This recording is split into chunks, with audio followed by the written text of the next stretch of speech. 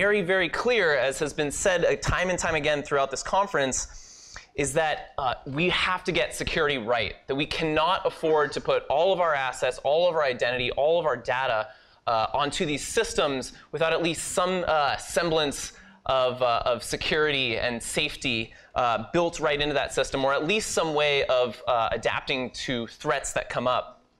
And we know that the blockchain actually does afford us a lot of positive aspects of security. So things like record authenticity, things like permissioning of data and of the actions of machines and devices. And we also find that we can automate out some aspects of fraud that exist in the absence of smart contracts. So smart contracts give us this kind of new way to interact with other people without necessarily having to trust them as much. At the same time, these things present these huge new security challenges, things we haven't had to deal with as distributed computing and parallel computing, as all these kinds of game theoretical models are just beginning to be applied into this new computing framework. And so there are people here that are far better versed in this world than I am, and I'd love to introduce them here. So first off, I'd like to introduce Alison Berke. So she's the executive director of the Stanford Cyber Initiative, where she manages research, education, and outreach activities related to the secure integration of cyber technologies into society.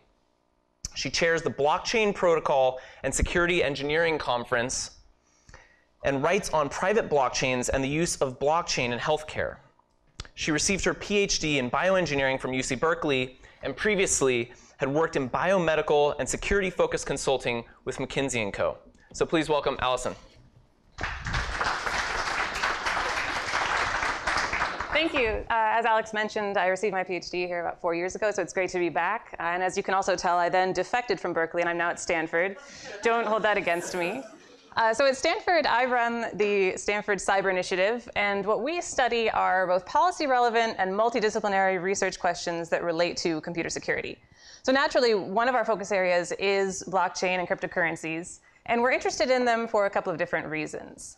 One reason is that there are some cybersecurity advantages to using a blockchain. So for example, having documents on a blockchain that can be used as a backup can be very helpful for example, documents such as land deeds. So one area in which this could have been helpful was something like the Haitian earthquake, where we see large-scale destruction of infrastructure. Having these types of records on a blockchain can avoid some of the problems of people who may have stored these documents in a single place or in a hard copy. Having them on the blockchain means that you can access your own document and you can transact on your own document without waiting for that infrastructure of the state or local governmental system to be rebuilt. Another example where using a blockchain provides additional security is in tamper-evident record keeping. So one type of attack or a form of breach that we're concerned about is a breach that has a very small footprint and only alters a small amount of a data record. Since we know that breaches are usually only discovered months after the fact, a breach that alters something significant in a record can have an immediate effect when that record is then pulled up for use, such as in a voting record or in something like a healthcare record. Another benefit to using blockchains are that they can provide proof of ownership without the ability to use that data. So an example would be a credit check or a background check. When I go to a business that wants to do a credit check on me, I provide them with quite a lot of sensitive information. I don't really know how securely they're going to be storing that information, but they need it in order to verify aspects of my background or credentials. If I'm able to store the results of one background check on the blockchain, I can show that I have ownership of that record by providing a private key that points to that record, but I don't necessarily need to give all the personal information that went into generating that record to each organization that wants to verify me. So that can provide kind of a personal measure of security from using the blockchain. Now, another reason, though, why we're interested in blockchains, and particularly in cryptocurrency systems that run on blockchains, is the security of those blockchain systems themselves. Without sort of coming across as a conspiracy theory, I think that a sort of permissionless system like a blockchain that's used to underlie a cryptocurrency is exactly the type of system that an intelligence agency or that a state actor would be interested in studying and potentially in aiming to disrupt or destabilize. So we're interested in what types of policy actions could state actors or governments use either to gain more information about these cryptocurrency systems or potentially to destabilize them.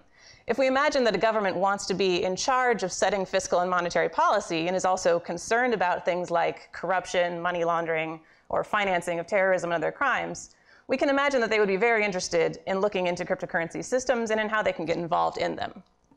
So there are a couple of different types of attacks that we can look at, some of which are more technical than others, and some of which are more feasible than others. Attacking miners could be an easy way to get at the people who drive the very existence of cryptocurrency systems. We know about the 51% attack, which is becoming very, very expensive for something like Bitcoin, but shouldn't be discounted for smaller cryptocurrencies. We can also see that there may be political ways to remove incentives to mine. So we know that a lot of miners operate in areas where there are incentives for them to mine in the form of electricity subsidies or even free electricity. Usually when governments catch on to this, such as in Venezuela, they then attempt to remove that incentive. But in other regions, such as in China, the incentives persist. Because a blockchain system that has a cryptocurrency running atop it requires miners to have these incentives, policy maneuvers that attempt to remove the incentives or restrict their applicability to these types of activities could be a way to try and destabilize a blockchain. We could also imagine attacks that target the software running a sidechain. Sidechains can run third-party applications, such as the Lightning Network. Finding vulnerabilities in those systems could be easier than finding vulnerabilities in the core code that runs Bitcoin, and it also could be a way to monitor more transactions. Even if a vulnerability is discovered, that could mean that a sidechain would have to revert many transactions that have been running off-chain, which could be a mechanism of destabilizing or reducing confidence in the system. There's also the potential of attacking consensus. And there are certain technical ways that, for example, a Sybil attack could be mounted to prevent valid transactions from being confirmed or to send spam transactions. But there's also the more kind of human intelligence mechanism of infiltrating the developer community. So if I'm looking at the Bitcoin system, the debate that's currently going on between Bitcoin Unlimited and segregated witness, that would worry me, not because I would feel that we're not going to get a larger block size. I think that we are, because both sides basically agree that a larger block size is a good way for the system to develop. But what would worry me is that the discussions and the debate between SegWit and Bitcoin Unlimited are somewhat argumentative, somewhat cantankerous, and that they're not perfectly transparent. So a system where we have strong egos and strong personalities and where many conversations occur in a way that's not perfectly transparent is a great way for someone to attempt to infiltrate and guide the development and the choices made in these types of decisions. Another way that we could look at attacking a blockchain system would be to attack exchanges themselves. So if a country wants to ensure that they know exactly who is buying and selling Bitcoin, one way they can do it is by trying to identify individual nodes and trace transactions back to identities that can be confirmed. And certainly they're doing this. But another way would simply be to regulate currency exchange points and to promote regulation of exchanges themselves. If they make it very difficult to change a cryptocurrency into the currency of a home country, that can be sort of a signal to the market and to the users in that country that it's more difficult than it's worth to try and use Bitcoin or to try and keep savings in Bitcoin.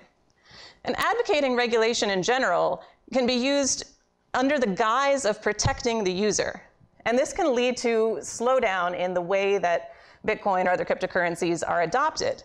Now, as we see in something like the encryption debate, advocates for greater security generally agree that strong encryption, or as they say, military-grade encryption, is a benefit for both sides. But the way that they frame that debate is around the security of the individual and the security of the individual not to be a victim of crime, and the security of the individual to be able to send police information. And I think that framing a debate around regulation of exchanges would be a great way to slow the development of a cryptocurrency system.